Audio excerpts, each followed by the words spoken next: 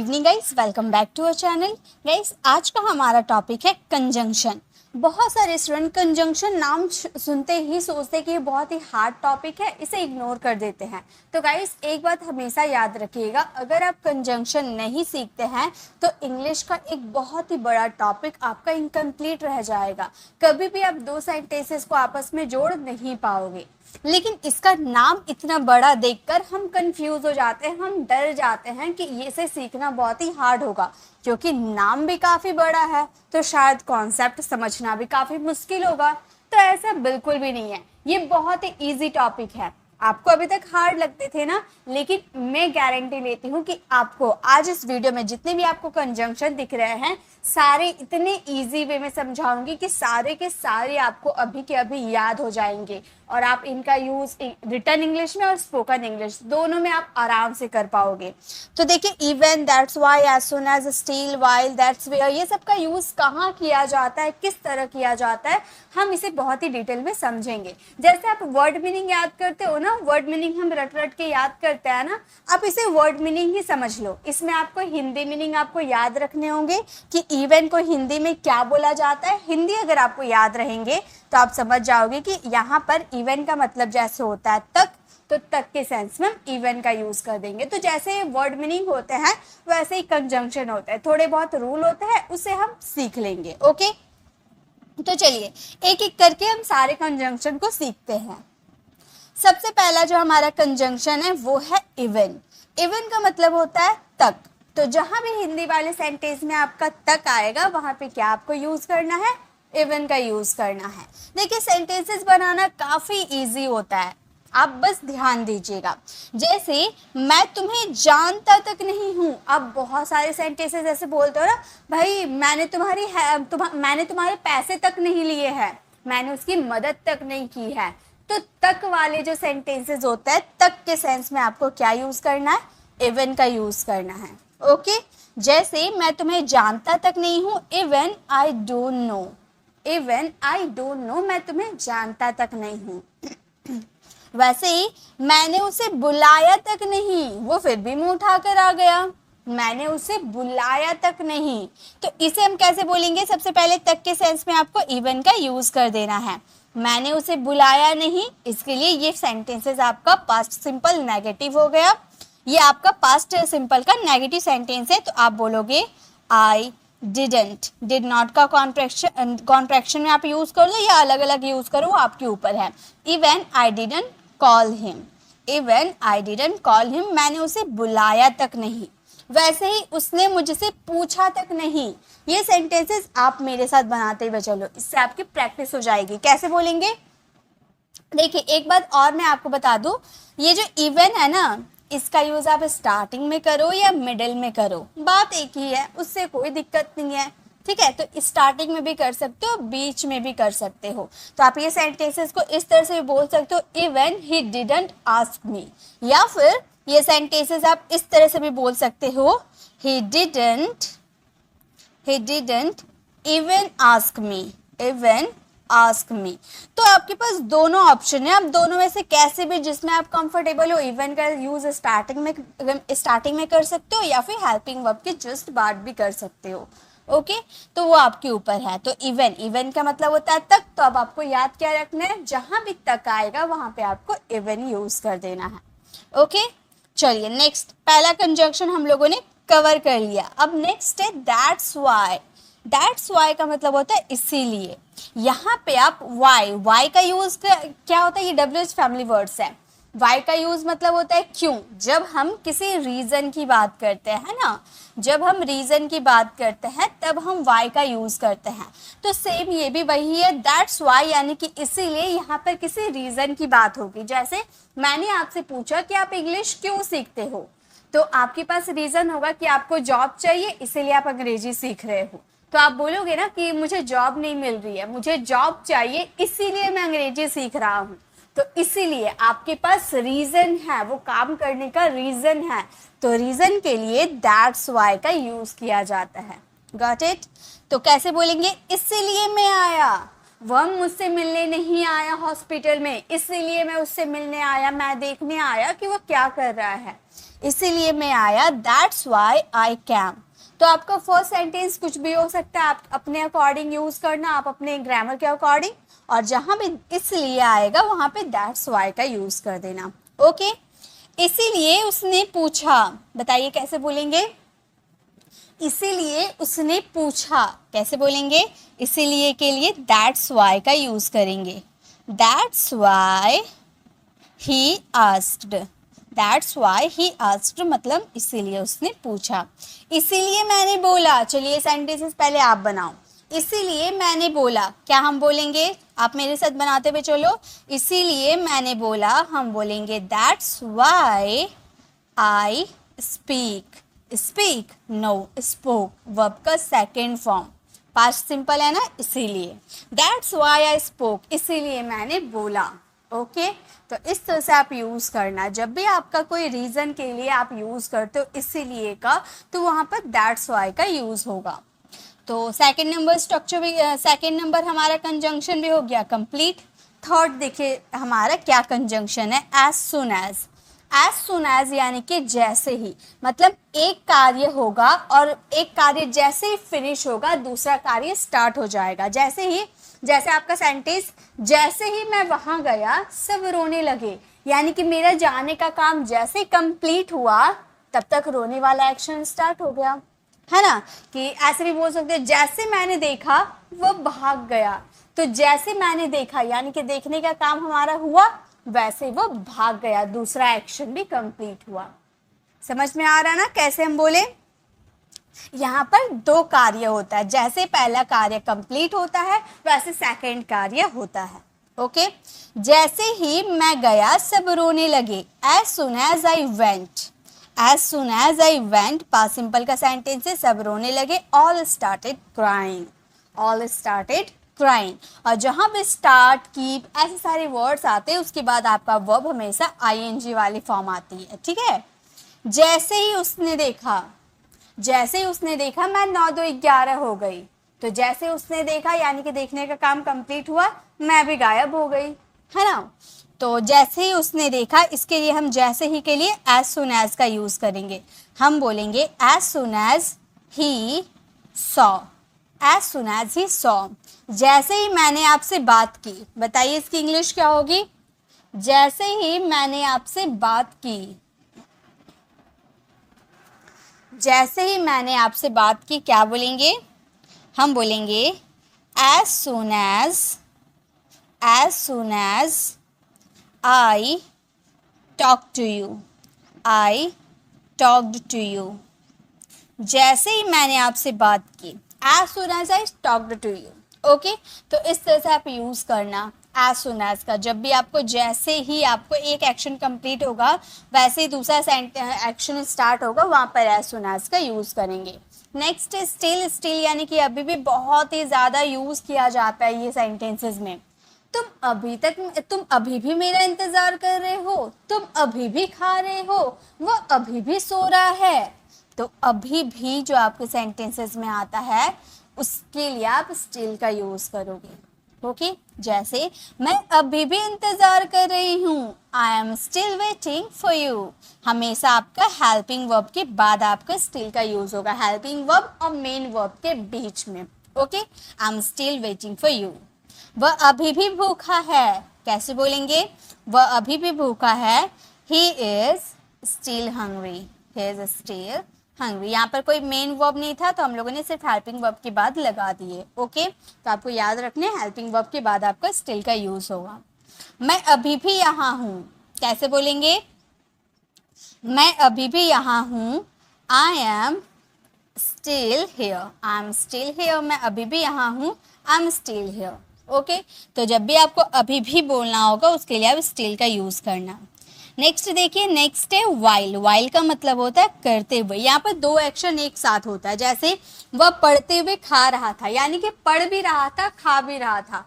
तो वाइल में आप याद रखिएगा इसमें दो एक्शन एक साथ होता है। जैसे कि मैं दौड़ते हुए बात कर रहा था, तो मैं दौड़ने का काम भी मैं कर रही थी और बात करने का काम भी मैं कर रही थी, यानी कि दो एक्शन साथ में कर रही थी। तो वहां पे हम यूज करेंगे वाइल का।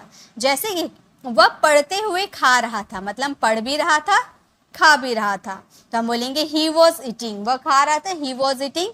पढ़ते हुए, पढ़ते हुए मतलब कोई काम करते हुए, तो वाइल स्टडिंग, वर्ब का फोर्थ फॉर्म। वाइल के बाद अगर कोई वर्ब आती है तो याद रखिएगा वर्ब का फोर्थ फॉर्म ही आती है। तो he was eating while studying. मैं सोते हुए गा रहा था, तो मैं गा रहा था, इसके लिए हम पहले बोलेंगे आई वॉज सिंगिंग। मैं गा रहा था, आई वॉज सिंगिंग, सोते वक्त यानी कि वाइल स्लीपिंग। मैं सोते वक्त गा रहा था, I was singing while sleeping. वह बोलते हुए खा रही थी, देखिए ये बोल भी रही थी और खा भी रही थी, दो एक्शन साथ में कर रही थी। क्या बोलेंगे? वह बोलते हुए खा रही थी। पहले आप बनाओ, क्या बोलेंगे? वह बोलते हुए खा रही थी। हम बोलेंगे she was eating while speaking. She was eating while speaking. वह बोलते हुए खा रही थी। She was eating while speaking. तो जब भी आप कोई काम करते हुए दूसरा काम आप करते हो तो वहां पे आप while का यूज करना वर्ब के फोर्थ फॉर्म के साथ। Got it? चलिए आगे देखते हैं। नेक्स्ट हमारा है दैट्स वेयर। दैट्स वेयर यानी कि वही तो। और वेयर का यूज कहाँ होता है? ये WH फैमिली वर्ड्स है। वेयर का यूज प्लेस के लिए होता है, वैसे ही दैट्स वेयर का भी यूज प्लेस के लिए होता है। जैसे आपने अपने दोस्त से पूछा तुम अंग्रेजी कहाँ सीखते हो, तो आप बोले मैं तो अंग्रेजी वही सीखता हूँ जहाँ आप सीखते हो। तो वही सीखता हूँ, वही तो हम खड़े थे, वही तो हम अंग्रेजी सीख रहे थे, वही तो राहुल रहता है। वही तो यानी कि जब आप किसी प्लेस की बात करोगे और वही तो आपके हिंदी वाले सेंटेंस में आएगा, यही तो, वही तो, जो भी। बट अगर आप प्लेस की बात करोगे तो दैट्स वेयर का यूज होगा। ओके, वही तो हम खड़े थे, that's where we were standing. That's where we were standing. वही तो मैं जा रहा था, वही तो मैं जा रहा था, तो बोलेंगे दैट्स वेयर वहीं तो के लिए दैट्स वेयर मैं जा रहा था, आई वॉज गोइंग। मैं जा रहा था, आई वॉज गोइंग। वहीं तो मैं जा रहा था, that's where I was going. Okay, तो इस तरह से दैट्स वेयर का यूज करेंगे। नेक्स्ट है वहीं तो मैं पढ़ता हूँ। वहीं तो मैं पढ़ता हूँ, इसकी इंग्लिश क्या बनेगी जल्दी से बताइए। वहीं तो मैं पढ़ता हूँ, वहीं तो के लिए क्या बोलेंगे? That's where. हम बोलेंगे दैट्स वेयर मैं पढ़ता हूँ, I read. That's where I read. वहीं तो मैं पढ़ता हूँ, दैट्स वेयर आई रीड। तो दैट्स वेयर जब आप प्लेस की बात करोगे तब वहाँ पर दैट्स वेयर का यूज करना। सो नेक्स्ट है हमारा ईदर। ईदर का मतलब होता है वो भी। मान लो आपका फ्रेंड राहुल का बर्थडे पार्टी है, ठीक है, तो आपका फ्रेंड आपको इनवाइट किया था बट आप गए नहीं। नेक्स्ट डे जब आप स्कूल गए तब आपका फ्रेंड आपसे बोल रहा था कि आप तो नहीं आए, वो भी नहीं आया। मतलब आपका कोई दूसरा फ्रेंड था तो आप उसे बोल रहे हैं तो आप तो नहीं आए, वो भी नहीं आया, यानी कि आप भी ये काम नहीं किए, वो भी ये काम नहीं किया। तो ये वाला सेंटेंस के लिए ईदर का यूज होता है। जैसे वह भी नहीं आया, आप तो नहीं आए, वह भी नहीं आया, तो वह भी यानी कि he didn't come either। वह भी नहीं आया, he didn't come either। मुझे भी वो पसंद नहीं है, मतलब आपको तो पसंद नहीं है, मुझे भी वो पसंद नहीं है।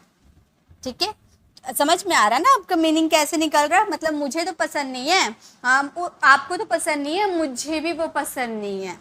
तो इसके लिए हम क्या बोलेंगे? हम बोलेंगे आई डोंट लाइक। और इधर का यूज हमेशा लास्ट में होता है, ठीक है। आई डोंट लाइक दैट इधर, आई डोंट लाइक दैट इधर, मुझे भी वो पसंद नहीं है, आई डोंट लाइक दैट इधर। मैं वो भी नहीं करूँगा, मतलब मैं खाना तो नहीं बनाऊंगी, मैं वो भी नहीं करूँगी जो मुझे आपने काम दिया, तो मैं वो भी नहीं करूँगी। इसके लिए ईदर का यूज़ करेंगे। हम बोलेंगे I want do that, I won't do that either, I don't do that, I won't do that either। Okay, मतलब मैं वो भी नहीं करूँगी। तो इधर का मतलब होता है वो भी, ईदर या आइदर, बात एक ही है। Okay, next neither nor, neither nor, ना ये ना वो, मतलब ना ये मुझे पसंद आया ना वो पसंद आया, ना ये गाना गाएगा ना वो गाना गाएगा, तो ना ये ना वो, नाइदर नॉर। देखिए कैसे, ना वो आया ना मैं आया, neither he cam nor I came, neither he come nor I came.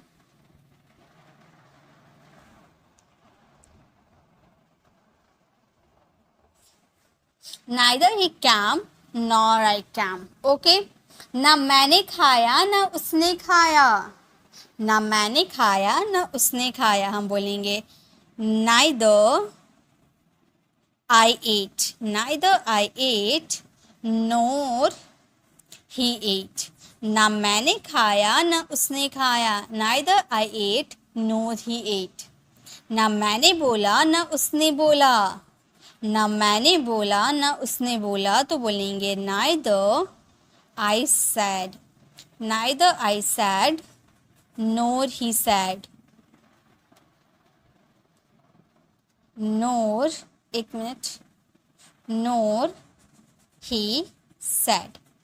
ना मैंने बोला ना उसने बोला, आप स्पोक का भी यूज कर सकते हो, सैड का भी यूज कर सकते हो। ना मैंने बोला ना उसने बोला, neither I sad nor he sad. तो ना ये ना वो, जहां भी आपका आएगा उसके लिए पहले आप स्टार्टिंग में नाइदर का यूज करना, फिर आपका एक सेंटेंस कंप्लीट हो जाएगा, फिर न का साउंड आएगा उसके लिए नॉर का यूज करना। ओके, चलिए अब आगे देखते हैं। नेक्स्ट है सच। सच का मतलब होता है, सच यानी कि सच झूठ वाला सच मैं नहीं बोली, ठीक है। सच का मतलब होता है ऐसी या ऐसा या ऐसे। जैसे आप बोलते हैं ना, मुझे ऐसे लोग बिल्कुल पसंद नहीं है, मुझे ऐसे बच्चे बिल्कुल पसंद नहीं है, तो ऐसा ऐसी के लिए हम सच का यूज करते हैं। ऐसी बातें मुझे पसंद नहीं है, मेरे सामने ऐसी बातें मत किया करो, मुझे ऐसी बातें पसंद नहीं है, तब बोलोगे I don't like such talks, I don't like such talks, मतलब मुझे ऐसी बातें पसंद नहीं है।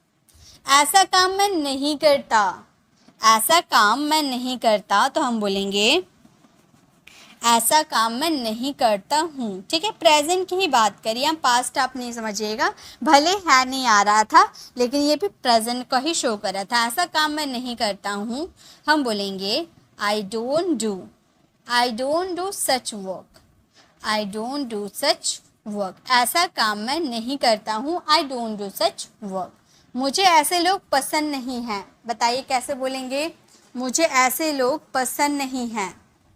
इसकी इंग्लिश कैसे बनाएंगे, हम बोलेंगे I don't like, I don't like such people, I don't like such people. मुझे ऐसे लोग पसंद नहीं है, I don't like such people. Okay, तो ऐसा या ऐसी आएगा, उसके लिए सच का यूज करना है। नेक्स्ट है ऑल्दो। ऑल्दो का मतलब होता है हालांकि। ऑल्दो मीन्स हालांकि, जैसे कि हालांकि वो मुझे जानता है, हालांकि मैं उसके घर नहीं गया, तो जहाँ भी हालांकि आएगा उसके लिए ऑल्दो या दो का यूज कर देना। हालांकि वो जानता है, ऑल्दो ही नोज। हालांकि वो गया है, हालांकि वो गया है, क्या बोलेंगे, हम बोलेंगे although he has gone, although he has gone. यहाँ मैं आप लोगों को ये सारे वर्ड कंजंक्शन के रूप में मैं नहीं बता रही हूँ, ये मैं आपको सिर्फ वर्ड मीनिंग के तौर पे याद करवा रही हूँ। हम कंजंक्शन के तौर पे नहीं, सिंपल वर्ड मीनिंग के तौर पे समझ रहे हैं, क्योंकि कंजंक्शन देखने में हार्ड लगता है, इसीलिए हम याद नहीं कर पाते। वर्ड मीनिंग रहेगा तो हम रट रट के याद कर लेंगे, तो आप वर्ड मीनिंग की तरह ही इसे याद कर लो। उसके बाद इसकी कुछ हार्ड लेवल वाले मैं सेंटेंसेस लेकर आऊँगी, उनमें आपको बड़े बड़े सेंटेंसेस जोड़ के बताऊँगी। ओके, ये बस आप लोग के लिए थोड़ी सी प्रैक्टिस के लिए है, ताकि आप वर्ड मीनिंग की तरह से समझकर इसे फ्रेम करो, इसे सेंटेंसेस। ओके, हालांकि हमारी बातें हो चुकी है, हम बोलेंगे although we have talked, although we have talked। हालांकि हमारी बात हो चुकी है, although we have talked। वैसे ही नेक्स्ट है that's where। that's where का मतलब होता है यही तो या वही तो, या किसी इशू किसी मैटर के बारे में बात करेंगे। ये मैंने आपको, ये शायद हाँ, ये हम लोगों ने एडवांस इंग्लिश स्ट्रक्चर वाली वीडियोस में देखा है। That's what. कोई इशू, कोई मैटर की बात करेंगे तब हम यूज़ करेंगे। जैसे यही तो मैंने बोला, मतलब कोई बात है, ठीक है, कोई बात है, तो आप, कोई दूसरा पर्सन आपको वो बात बता रहा है, तो आप बोले यही तो मैंने रोहन को समझाया था, मतलब यही बात तो मैंने रोहन को समझाया था। ओके, तो यही तो मैंने बोला, that's what I said. That's what I said, यही तो वह बोल रहा था, यही तो वो बोल रहा था, मतलब कोई इशू है, कोई बात है, कोई मैटर है, उसके बारे में यही तो या वही तो के लिए दैट्स व्हाट का यूज करेंगे। That's what he was speaking. That's what he was speaking, वही तो मैं बोल रहा था। That's what he was speaking, वही तो मैंने उससे कहा था, वही तो मैंने उससे कहा था, तो बोलेंगे that's what. That's what I told him. That's what I told him. वही तो मैंने उससे कहा था। That's what I told him. Next. Next है अब हमारा even then.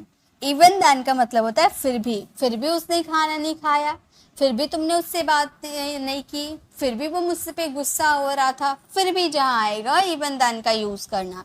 फिर भी मैंने खाया, खाना बहुत ख़राब बना था, फिर भी मैंने खाया। Even then I ate. Even then I ate. फिर भी उसने पूछा, फिर भी उसने पूछा था, उसे सब पता था, फिर भी उसने पूछा। Even then he asked. Even then he asked. फिर भी उसने पूछा। फिर भी वह सो रही है, फिर भी वह सो रही है, हम बोलेंगे Even then she was sleeping. She was sleeping.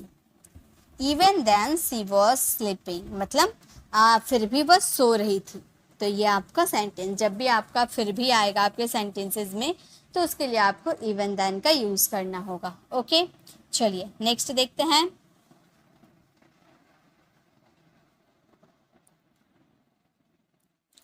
अब है as good as। as good as का मतलब होता है उतना अच्छा जितना, उतना अच्छा जितना। जैसे क्या तुम मेरे जैसे बाइक चला सकते हो, मतलब जितनी अच्छी तरह से मैं चला सकती हूँ, क्या तुम उतने अच्छे से चला सकते हो, ऐसा अगर आपको बोलना हो तो as good as का यूज़ करना। ओके, जैसे क्या तुम मेरे जैसे बाइक चला सकते हो, can you ride bike as good as I can, मतलब जितनी अच्छी मैं चला सकती हूँ क्या तुम उतनी अच्छी चला सकते हो। Can you ride bike as good as I am, वह इतनी अच्छी अंग्रेजी बोल सकता है जितनी मैं, वह इतनी अच्छी अंग्रेजी बोल सकता है जितनी मैं, तो हम बोलेंगे वह अंग्रेजी बोल सकता है। He can speak English, he can speak English. As good as, जितना मैं यानी कि आई कैन, मतलब जितना मैं बोल सकती हूँ, जितना मेरी अंदर एबिलिटी है। ओके, तो he can speak English as good as I can, जितना अच्छा मैं अंग्रेजी बोल सकती हूँ उतना अच्छा वो भी अंग्रेजी बोल सकती है।